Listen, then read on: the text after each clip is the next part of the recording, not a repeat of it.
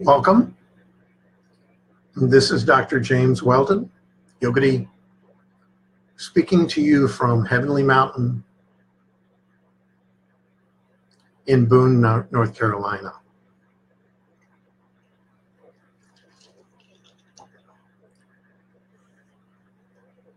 And this is episode 15.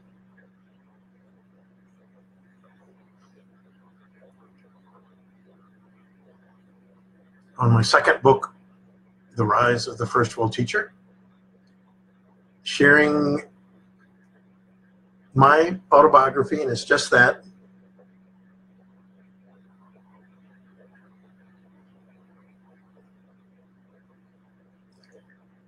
And the last segment was a little bit difficult to do and talked about a number of things which are difficult or impossible to explain. And time will tell if those insights were true, completely true. You know, the path of spiritual evolution is in some ways like a path along a razor's edge. And you need to be patient with yourself.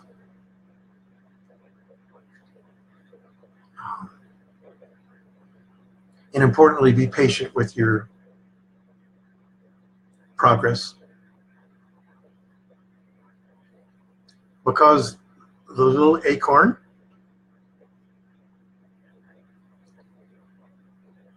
ultimately becomes a huge tree. But that acorn doesn't become the huge tree overnight. And what's the purpose of the acorn? To become a tree so that there can be more acorns that can become more trees. You know, the tree provides shade, but in the acorn, everything is there. Everything is already there. And it's quite a stretch from that little bitty acorn to the huge tree, isn't it? And it takes some time, some nurturing, some care, and certainly in terms of the individual life that we're leading, patience. So be patient with yourself and your progress, knowing that everything is in hand and that at the right time, everything that needs to come up. You know, the things that I pass through, again, they don't really matter so much. But what's important, it appears as though all of these different things are to give you an indication of what is possible. And that stage of higher consciousness is really not so far away. It's closer than your breath. It's closer than your mind, your intellect, and your feelings. It's your very existence. And also it's quite subtle. So it takes some time to begin to become aware of that and allowing that to grow. We are fortunate if we have education and teaching, proper guidance to progress. So just like growing up, we do need to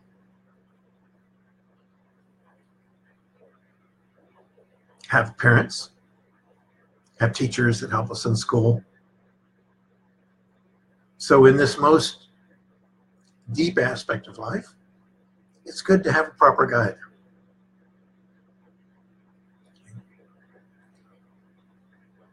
It can speed your progress along the way.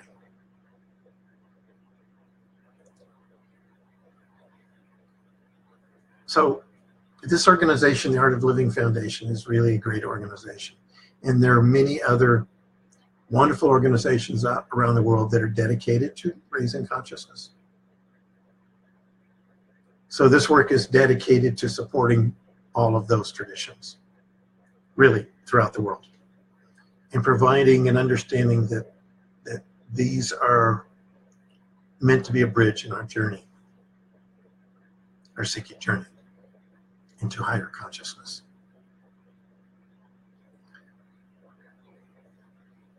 So if the last chapter that I did doesn't make any sense, go back and listen to some of the earlier ones. I can understand that. And the founder of this organization, The Art of Living, Sri Ravi Shankar, did tell me that, not everybody's very few people are going to be able to understand me. I don't understand me, so how can other people do that? Because there's this aspect of yourself that is completely transcendental. So after this wonderful visit to Florida, meeting and spending some time with my great friend, Amrit Desai, as I leave that place with new inspiration of insight and energy dedicated to helping people grow on the way, I'm meeting a few of my friends. I'm speaking very cautiously about what I experienced there. And I'm finding it really difficult to describe. And I realize I'll have to be patient. This insight that came, called Santosha, I had no idea about this word. And I had literally no definition, no anything. And I discovered from Sri a little bit about it. He talked about briefly when he was commenting on the Yoga Sutras of Patanjali. And he talked about it. He said, Santosha, happiness and contentment. Incomparable happiness in life. Santosha gives the greatest happiness. And then he said, just cultivate this practice to bring happiness. This is what he said. So it begins again. As I wonder, will I have to wait another 36 years to finally understand that insight? I do know now that Santosha, apparently is the greatest living joy possible. There's even something beyond bliss, ananda. And it's incredible fulfillment, like the sun rising within us, every pore of our being.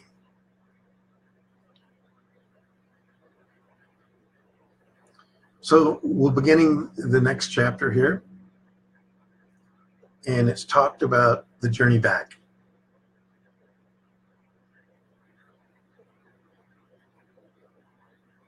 What happens after the enlightened mind comes? And I began this chapter with a poem also, as I always did.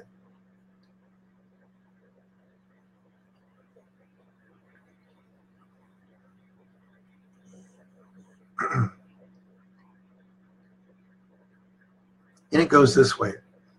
Once as a child, I dreamed of a stairway that went up to heaven. And I saw a golden path that went on and on. Attentively, I took that path, and I never looked back. So now I know there is such a place where all that can be known is known, where there is a love that does not die,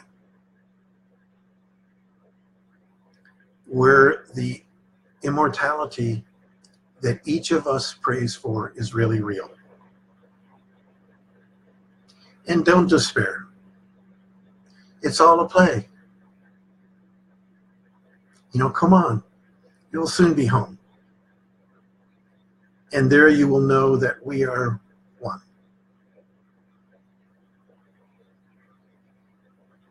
So riding back on the plane from Florida to Colorado, I began to wonder about all the great sages and saints that the universe has created.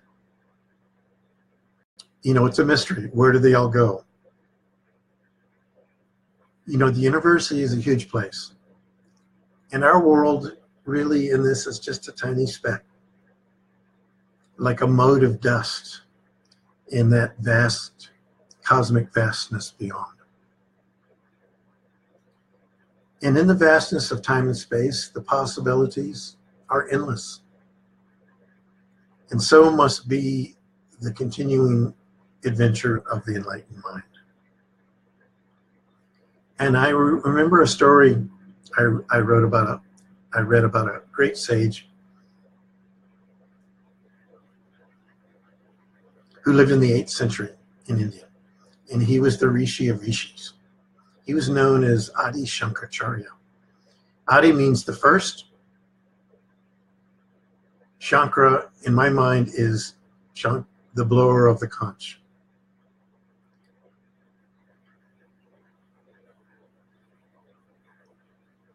The one who knows the trumpet of truth, if well.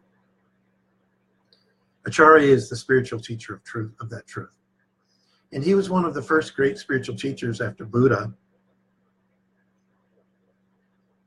and the source of many of the spiritual lineages in that country. All the Swamis come down from that. And though he only lived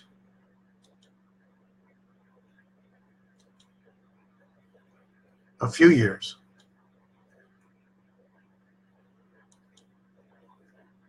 only 32 years, the work was completed. So much work is completed during that time. The work he did was unbelievable. During that short lifetime, he compiled, collected, and organized the 4 principal suitcases, if you will, of the Vedas, the tomes of knowledge of India. And he wrote the most incredible wisdom and commented on all the great scriptures of his age. His poetry about the enlightened mind is unmatched. In particular, his description of that state, written at the point of his remembering his own self-realization. To continue the lineage, he installed 4 successors from his top students, and one of each in one of each 4 centers in India. One of these was called Hastamalaka. His name was well known Indian metaphor for the experiences of the enlightened mind. The word Hastamalaka tells how his immediate knowledge of the infinite was so obvious, as if it was a gooseberry. Amla, fruit held in the palm of the hand. I couldn't help think of, that truth.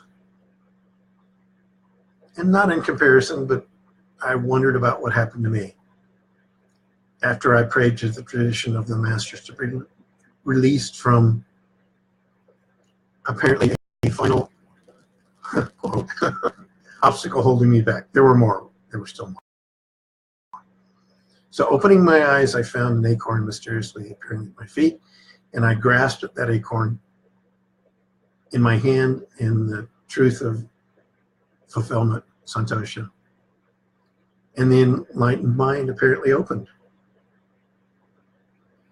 Just that one mantra showed me the vast possibilities before us all.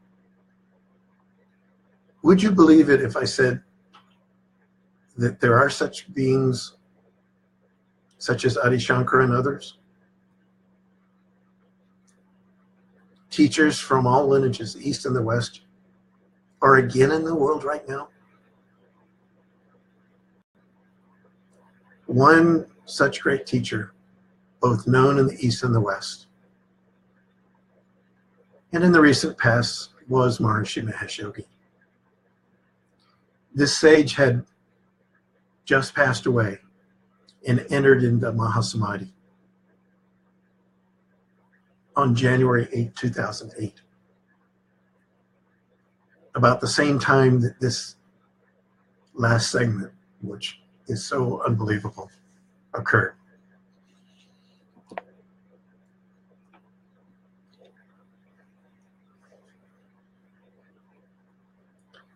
And I believe that this time signals a time for a coming of a new age, as he predicted, of enlightened consciousness. I believed at that time.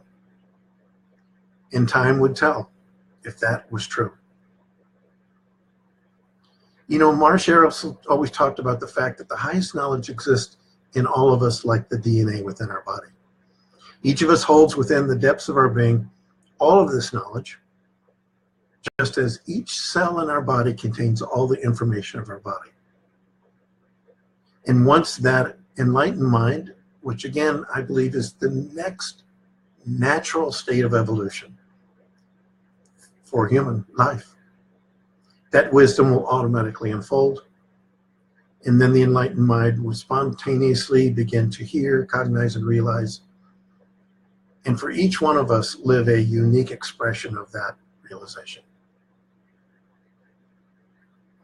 In the past, in the ancient past,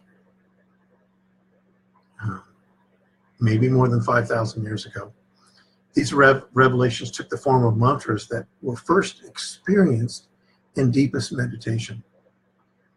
And Maharishi said these expressions were like seeing the cosmic DNA of the universe. He said that these rishis, these enlightened teachers, experienced these mantras coming within that transcendental space. And then those mantras became a practice for that yogi that would gradually unfold step by step, layer to layer of knowledge. And if this makes no sense, I understand. You know, listen to some of the earlier chapters. Just give it time. Let it marinate in you. But the point is that, you know, like the DNA in each cell, we have this wisdom within us, and it's gradually unfolding in the most beautiful way possible in your life, through the ups and downs, the losses and the gains, apparently, that we go through. And out of the first word of each mantra would come a second word, and then a third revelation. This is how it unfolds for these seers in the past. And then a fourth, and so forth. And then each emergence is like the gradual unfoldment of a rose, which is really the truth of our life in terms of our experience. And that would be a direct, what they call a cognition of the limitless truth all about us, within us. And literally what these rishis were seeing was the eternal fabric of nature, a fabric of life that has always existed in a place far beyond our physical universe. You know, perhaps this description makes sense, perhaps it doesn't.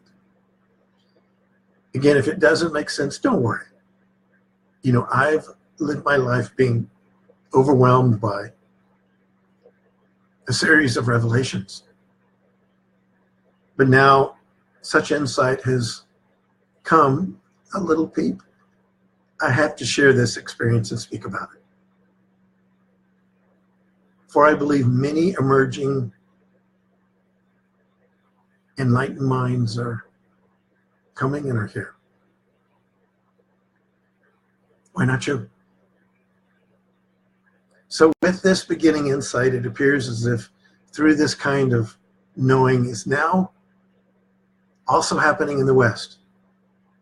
And if it's true, it means that we are entering a time when the highest wisdom of the East will now be available globally, the West, worldwide. And I remember, again, that Sri Sri assured me, who I accept as the highest authority, that enlightenment will be coming to many, many people during this life, this lifetime. What many don't understand is that the attainment of the enlightened consciousness mind is not an individual achievement at all. Not at all. Single individuals actually do not become enlightened in a sense. Self-realization is the achievement of a whole culture, in the attainment and realization of something that already exists all about us, in all of us, all the time. It's like the 100th monkey principle.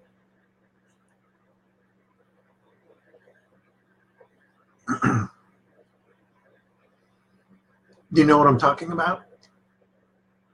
I'll share that story. So on an island lived thousands of monkeys. And they were always looking for food. And there was an ocean all around them, but they never could feed there. And all around them were oysters all over the rocks, everywhere under the water. And for how many generations they weren't able to understand how to get access to that. But one day, one monkey discovers that if he takes a rock and he hits the shell, it opens up. And then he could gain access to the morsel, the food. And before long, all the monkeys, many of them are doing this. And of course, now they're being fed. But what was unique is that this not only happened there, but it also happened on adjacent islands. They couldn't get over to the other islands. This actually is a scientific principle. And so this consciousness is like that. And I believe that once it truly begins, such insights, which seem so far, far away and so impossible, so amazing, will be available to many. And even if you don't feel it's there, don't worry. Why not behave that way? Why not? Love people, be good. Don't, walk around with robes and create a stage with flowers. I'm very simple here. Shri says that's all for show. But bless the world and realize that you have real power within you. And that what has been difficult to attain, perhaps in the past, will not be nearly so difficult. So once it begins, such insight can be available to many, yet we don't do this alone. My experience says this insight takes place only through proper guidance and blessings, literally of a spiritual lineage. Because the grace and the power flows down.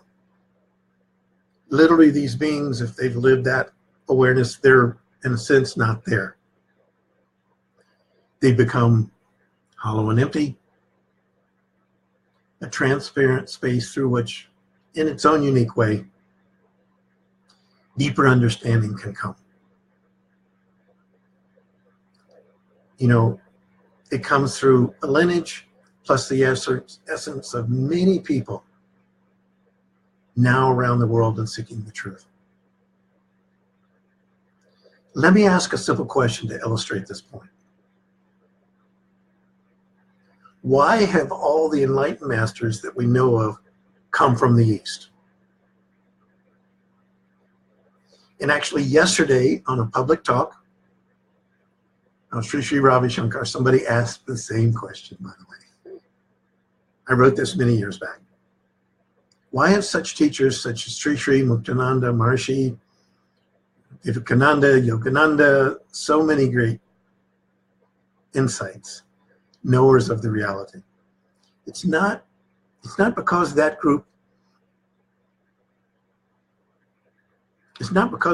consciousness, literally the land and the space of that culture, had the ability to produce an enlightened being. For millennia in the valleys of the Valley of the Saints in Rishikesh and many other holy places in India, such beings have risen many times. And the vast majority of them have passed unknown. And I really wonder the journey that many are passing through, and perhaps me as an example, is similar. It appears such beings have risen many times, unknown, lived passed away, nobody knows.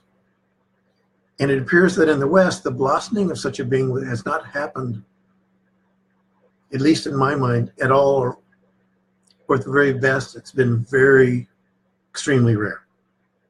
This is just my opinion.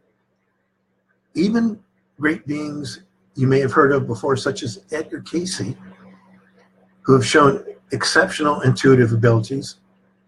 I don't know if you know the story of him. We're only be able to have that state while in a deep sleep state. If you know about him, he was called the prophet, sleeping prophet. He passed away some years back, but he was able to go into a state, actually in a sleep state, and do all kinds of intuition, know about people and their past and healing capabilities, knowledge about them, without ever meeting them. Read about this if you want to. You know, I wondered why it was only possible in a sleep state. And why have our greatest achievements spiritually in the West in the last century produced, honestly, we must be honest, mostly psychics and mediums? It's something to wonder about. And I believe the reason is that few, if any, have attained the full manifestation of the enlightened mind was because our society as a whole has not been able to sustain and attain that consciousness. And again, this achievement is not an individual achievement. It happens to individuals who happen to have higher consciousness in a certain time and place.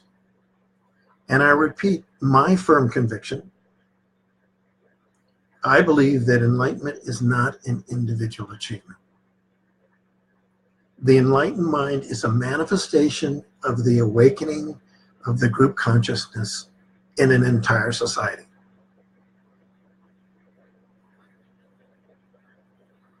My heart and mind and the great being that we are within me says that this manifestation has now come, and that our time for living this truth has now finally come to many.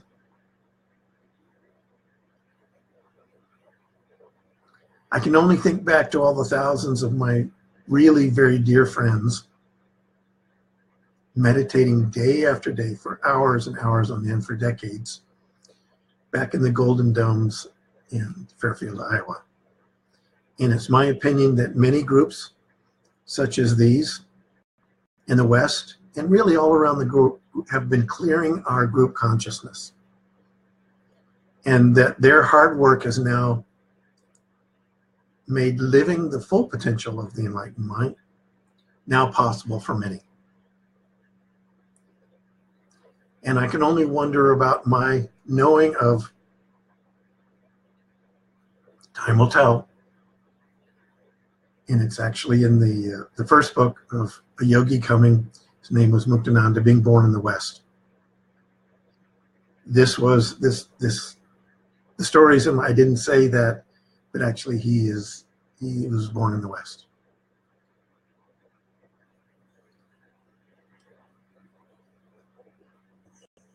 By the way, this type of knowingness and seeking is very common in the Buddhist traditions. They seek out and look for the reincarnation of the Buddha, at least in Tibetan Buddhism. You know, has such an enlightened sage like this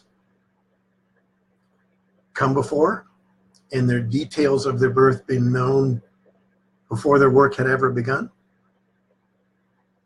I think it's rare. And even as I think about the possibilities of this,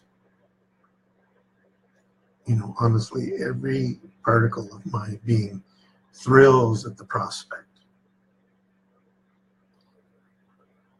And I continue to wonder about it as I have all these years.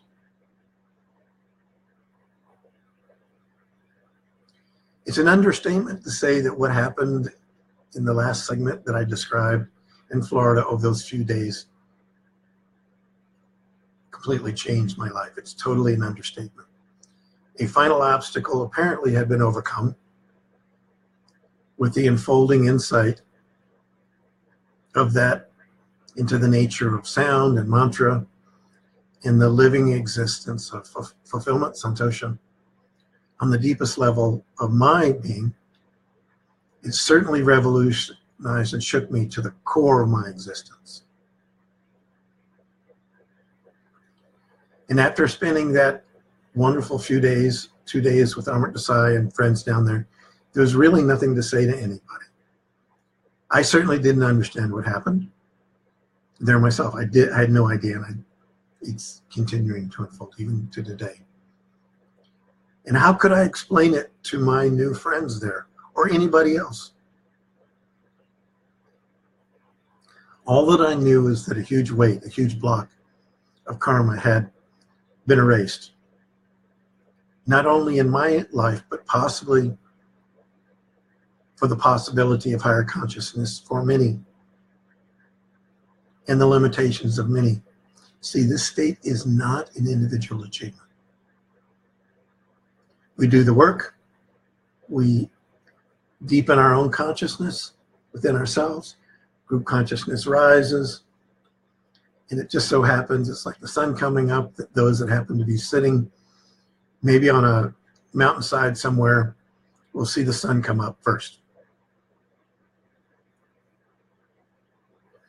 With that release, I saw an insight into the enlightened mind consciousness that I never imagined was possible.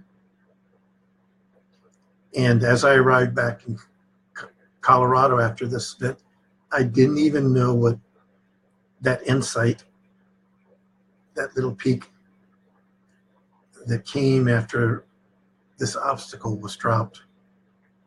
I didn't know what that word santosha meant. I had no idea. I had no idea at all, except that I knew it was Sanskrit and that it crystallized a new realization and a pathway for my journey. So we'll just finish about this, and then we'll a little bit, and then we'll go on. When I looked it up online and I found Sri Sri's commentary in the Yoga Sutras about it, I was really astonished.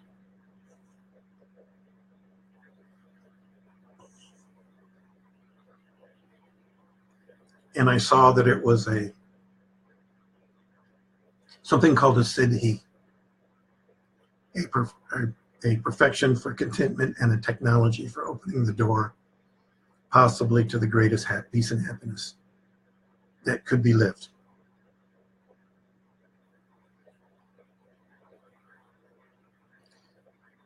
For me, you know, it meant much more than can be conveyed in words. You know, in the past,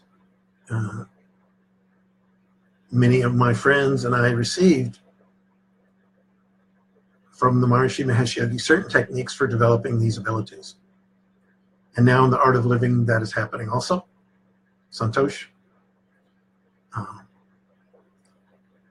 Yet somehow, until this happened, at least for me, they never really fully manifested. And these techniques were described in the chapters of the Yoga Sutra of Patanjali.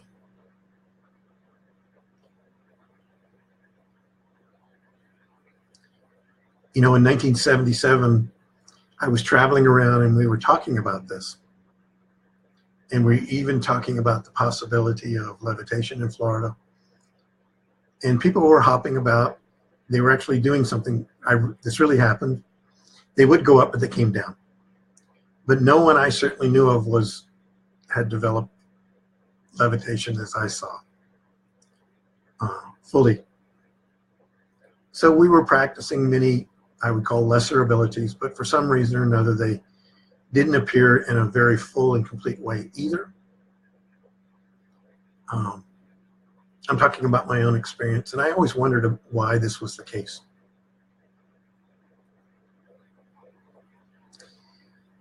You know, when we met with Maharishi long ago, and by the way, in that class, as far as I know, my future teacher, Sri Sri Ravi Shankar, was in this class in 1976. Maharishi at this time playfully envisioned us actually flying around the mountains at Lake Lucerne in Switzerland. And of course, this never happened. But on that first program, as far as I know, I was one of the first people that manifested some of these. And Maharishi met with me to ask if I had any of these before he taught them. Apparently, he knew more about me at that time than I knew. And this is part of the ongoing story.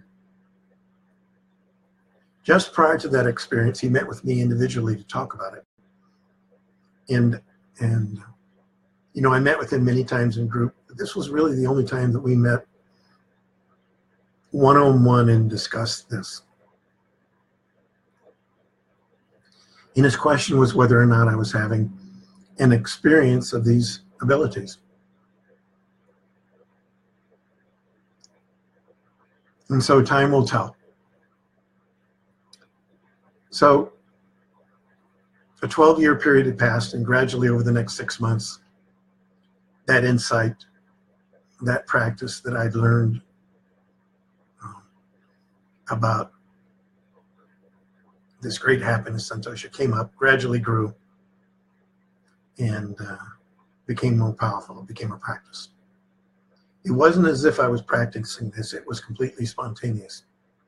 I'd close my eyes to meditate, and that insight and its energy would begin. And by the way, these need to be learned properly to produce results. I even now know with what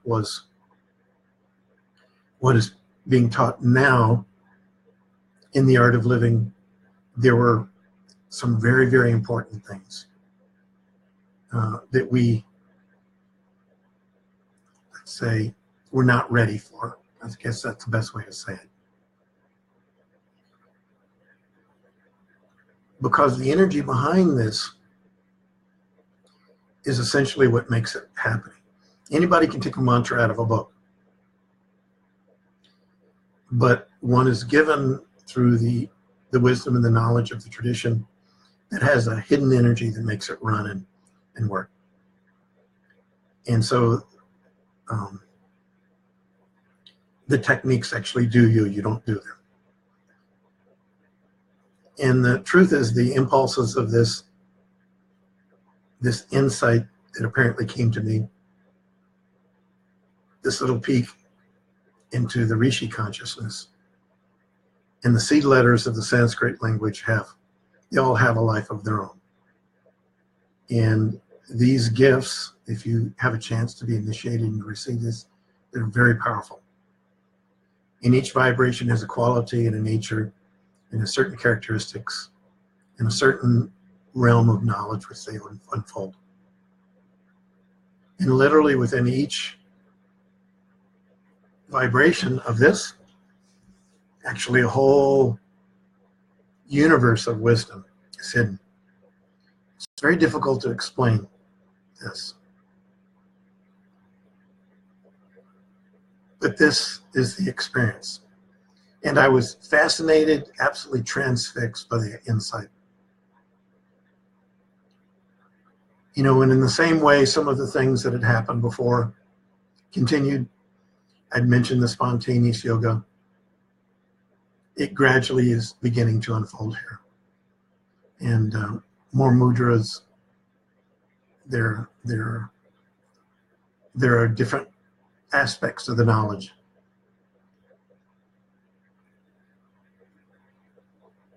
So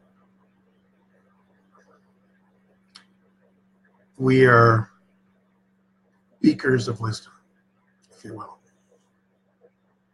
And the spontaneous yoga and yoga mudras begin to happen again. That continued to happen. And I began to understand that these were like little switches that would allow energy to flow to particular parts of the body.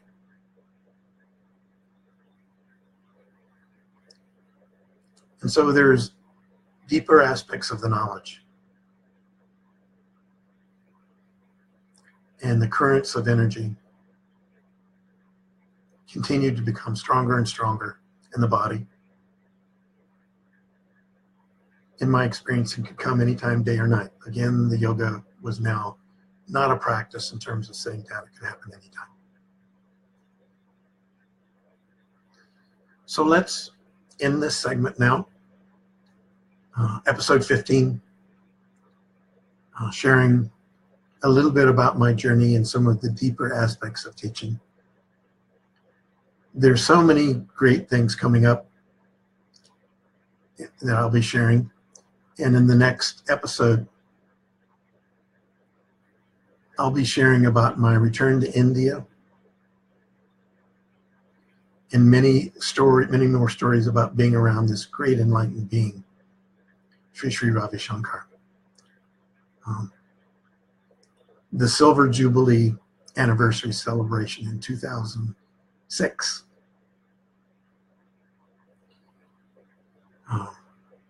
And it was really a crowning year of achievement for this organization now that had millions of people involved. I never imagined that it could become anything like this. I wished it. And now, of course, so many people are enjoying the benefit of that around the world. So join me again in a couple of days about hearing more adventures. And again, this is just my personal autobiography to try to provide an understanding and a bridge, an understanding between the East and West, and between many cultures and traditions, that this attainment of what I call the enlightened mind is the natural state of evolution. And my sharing is solely to provide perhaps a bridge of understanding between the East and the West and different cultures around the world, so that we can understand that this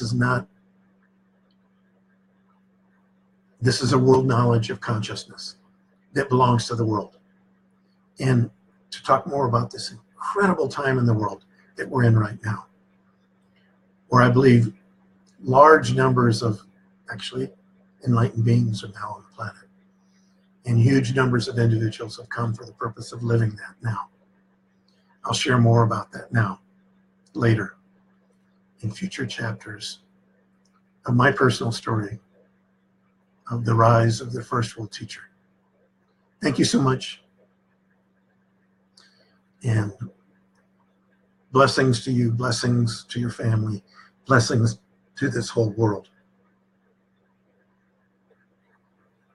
The last couple chapters, hopefully, if it makes some sense, it means that your words and thoughts have power. And be careful. You know, there's nothing wrong with being angry or upset or mad, but as we grow, our words gain the ability to make themselves fruitful. Isn't that great? Because it means that many of our desires will be filled as a result of that. And do good. Those that have maybe harmed you, look at them perhaps as your greatest teachers. Because certainly some of the difficulties that I had in my life, which I'm sharing openly here, have certainly been great lessons for me. And I appreciate you taking the time listening to me. All of this will be posted and available on YouTube. I've kind of organized both books now and all the chapters there. Just search under YouTube Yogadhi and you can see the first book, which needed to be a separate book, because what I passed through on the way to reconnecting with Sri Sri, that story needed to be shared, but also what is happening in the world now with this great organization and teacher, my dear friend and spiritual guru, Sri Sri Ravi Shankar, is historic. And time will tell. Again, I wish you well. Namaste. And that word, by the way, namaste, is actually the mind going back. Manas is coming out, namas, going back in. Shows you about the Sanskrit. And may the divine awaken in you, Yogadhi.